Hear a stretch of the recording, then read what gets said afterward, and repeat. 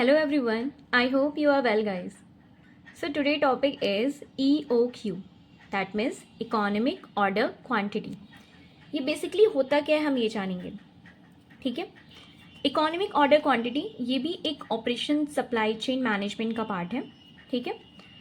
तो हम जानते हैं कि EOQ होता क्या है और इस पे हम क्वेश्चन भी सॉल्व करेंगे, इसके फॉर्मूलाज देखेंगे, ठीक है, और इस पे हम डिस्कस करके समझेंगे कि EOQ बेसिकली होता क्या है, ओके।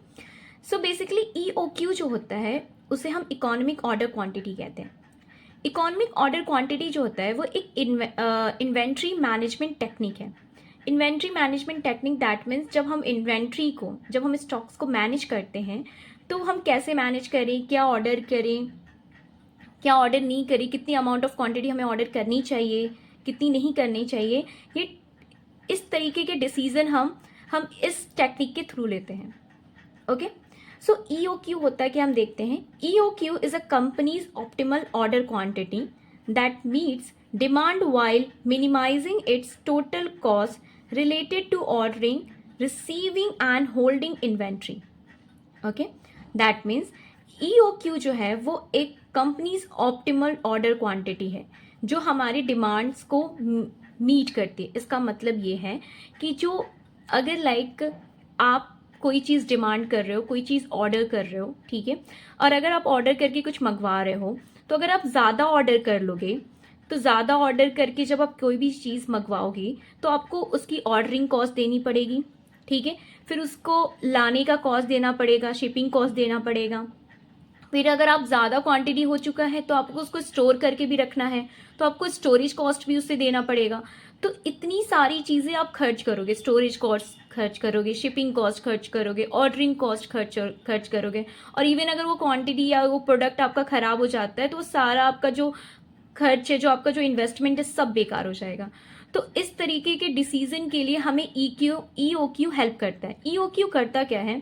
EOQ ये बताता है कि आपको ये कैलकुलेट करता है कि ये आपको कितनी अमाउंट ऑफ क्वांटिटी ऑर्डर करनी चाहिए जिससे आपका डिमांड भी फुलफिल हो जाए, आपको ज़्यादा से ज़्यादा शिपिंग कॉस्ट भी ना देना पड़े, ज़्यादा से ज़्यादा आपको जो स्टोरेज कॉस्ट है वो भी ना पे करना पड़े। मतलब ये क्या करता है कि एक्स्ट्रा एक्सपेंसेस को रिड्यूस कर देता है, ठीक है, जिससे आपके डिमांड्स भी फुलफिल हो जाते हैं, ठीक है, और आपको खर्च भी ज़्यादा नहीं करना पड़ता है। जो एक्स्ट्रा इन्वेंट्री है उसे रिड्यूस कर देता है, ठीक है।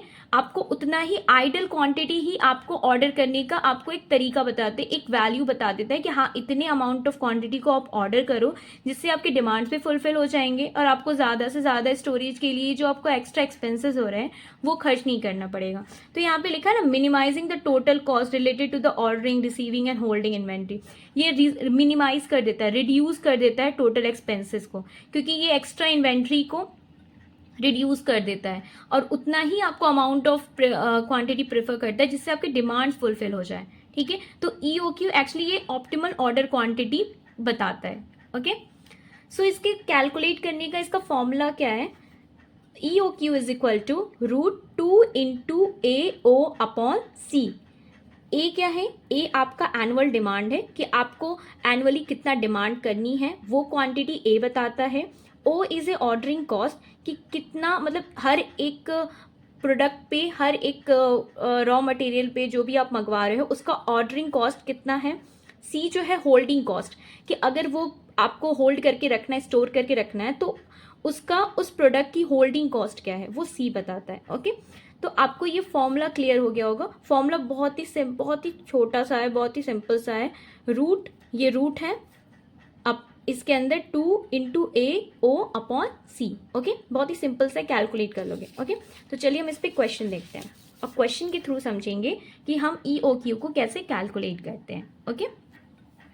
So question is calculate the economic order quantity for material M। कोई मटेरियल M है, उसके लिए हमें इकोनॉमिक ऑर्डर क्वांटिटी कैलकुलेट करनी है, ओके। तो following details are given. Annual usage जो है, दैट मीन्स जो एनुअल डिमांड है आपका, वही आपका कितना है? 90,000 यूनिट्स। तो एनुअल डिमांड M क्वांटिटी की कितनी है? 90,000 यूनिट्स है, okay. Buying cost per order, मतलब हर एक ऑर्डर पे बाइंग कॉस्ट, उसकी खरीद कॉस्ट कितनी है? 10 रुपीज़ है, okay. Cost of carrying inventory, अगर वो आपको उस इन्वेंट्री को कैरी करना है, स्टोर करके रखना है, तो उसका कॉस्ट कितना है? 10% ऑफ कॉस्ट। ठीक है, कॉस्ट पर यूनिट कितना है? 50 रुपीज़ है। मतलब उस यूनिट को जिसे वो जो आप यूनिट मंगवा रहे हो 5 जो M मटेरियल है, उस यूनिट का जो कॉस्ट है वो कितना है? 50 रुपीज़ है पर कॉस्ट। हर एक यूनिट का कॉस्ट कितना है? 50 रुपीज़।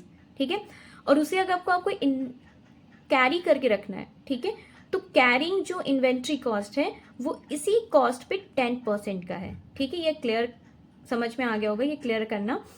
आगे जब हम सॉल्व करेंगे ना तो इसकी ज़रूरत पड़ेगी, तब अच्छे समझ में आएगा आपको। ठीक है, ये सोल्यूशन है। तो कैसे कैलकुलेट करते हैं? फर्स्टली हम EOQ का फॉर्मूला लिख लेंगे। EOQ is equal to √2AO upon C। ठीक है, हमने फॉर्मूला लिख लिया। अब हम इस पे वैल्यू पुटअप करेंगे। सो A क्या है? A आपका एनुअल डिमांड है। O मैंने पहले भी बताया है, O आपका ऑर्डरिंग कॉस्ट है और C यहाँ पे होल्डिंग कॉस्ट है। मैंने इसलिए यहाँ पे लिख लिया कि आपको कोई कंफ्यूजन ना हो। ठीक है, आई होप आपको ये क्लियर हो गया होगा। ठीक है, अब हम इस पे वैल्यू पुटअप करेंगे। सो A एनुअल डिमांड, क्वेश्चन में एनुअल डिमांड कितना है? एनुअल यूजेस ही आपका एनुअल डिमांड है। कितना है? 90,000 यूनिट्स आपका एनुअल डिमांड है। तो हमने एनुअल डिमांड के प्लेस पे 90,000 पुट कर लिया। O आपका ऑर्डरिंग कॉस्ट है, तो यहाँ पे आपका ऑर्डरिंग कॉस्ट क्या है? बाइंग कॉस्ट पर ऑर्डर, मतलब हर एक ऑर्डर पे बाइंग कॉस्ट ही आपका क्या है? ऑर्डरिंग कॉस्ट है। तो 10 रुपीज़ आपका ऑर्डरिंग कॉस्ट है, हमने वो भी पुट कर लिया। अब आपका C आ रहा है, ये होल्डिंग कॉस्ट है। होल्डिंग कॉस्ट क्या है? तो होल्डिंग कॉस्ट यहाँ पे जो दिया हुआ है, जो कैरिंग इन्वेंट्री कॉस्ट है, यही आपकी होल्डिंग कॉस्ट है। लेकिन ये कितनी दी हुई है? आपका 10% दिया हुआ है। अब ये 10% है किसका? 10% कॉस्ट का है। किस कॉस्ट का? जो आप मंगवा रहे हो सामान, उस कॉस्ट का 10% है। तो कैसे निकालेंगे? तो हमें वो कॉस्ट गिवन होना चाहिए। तो यहाँ पे आपका वो कॉस्ट गिवन है। कॉस्ट पर यूनिट कितना गिवन है? 50 रुपीज़। इस 50 रुपीज़ का 10% है आपका कैरिंग इन्वेंट्री कॉस्ट। ठीक है, तो यहाँ पे देखो, तो यहाँ पे जब हमने वैल्यू पुट की है तो 50 इंटू 10% कर लिया है। ओके, अब हम इसे आगे सॉल्व करेंगे। तो 90,000 को 10 से मल्टीप्लाई करेंगे तो इस 9 लाख। ओके, तो 2 इंटू 9 लाख, और ये रूट का ऐसे सिंबल बना होगा। ओके, 50 इंटू 10%, जब हम 15 इंटू 10% करेंगे, मतलब 50 रुपीज़ का 10% फाइंड आउट करेंगे, तो मैंने देखो यहाँ पे किया हुआ है, 10% को फ्रैक्शन में ब्रेक करके और हम इसे मल्टीप्लाई कर देंगे, तो ये 0 0 कैंसिल हो गया, हमारा 5 बच रहा है। तो हमने डिनोमिनेटर में 5 लिख लिया। ओके, अब इसे आप सॉल्व करोगे, 2 इंटू 9 लाख अपॉन 5, तो आपका आएगा 3,60,000। जब 3,60,000 रुपीज़ का जब आप रूट फाइंड आउट करोगे ना, सही 3,60,000 का जब आप रूट निकालोगे तो आपका क्या हो जाएगा? 600 आएगा। और आपको पता चल गया कि कितनी यूनिट्स आपको ऑर्डर करनी है? 600 यूनिट्स आपको ऑर्डर करनी है। तो आपका EOQ कितना आ गया? 600 यूनिट आ गया। तो अगर आप 600 क्वांटिटी ऑर्डर करते हो तो आपको एक्स्ट्रा जो एक्सपेंसेस है वो आपको खर्च नहीं करने पड़ेगा। इवन आपके डिमांड्स भी पूरी तरीके से फुलफिल हो जाएंगे। तो ये आपका ऑप्टिमल ऑर्डर क्वांटिटी है। ठीक है, तो EOQ क्या बताता है? Optimal order quantity. सो आपका 600 यूनिट इज बेसिकली बहुत अच्छी क्वांटिटी है जिसपे आपको एक्स्ट्रा एक्सपेंसेस खर्च नहीं करने पड़ेंगे। ओके, तो इस क्वेश्चन को आपने सॉल्व कर लिया। इवन आपने समझ लिया कि कैसे हम क्वेश्चन को सॉल्व करेंगे जो EOQ पे बेस्ड होगा। ओके, और हमने EOQ को भी अच्छे से समझ लिया। और अगर आपको कोई भी डाउट हो इस टॉपिक से रिलेटेड तो आप प्लीज़ कमेंट करें। अगर आपको वीडियो अच्छी लगी हो तो प्लीज़ इस वीडियो को लाइक करें, सब्सक्राइब करें, शेयर करें।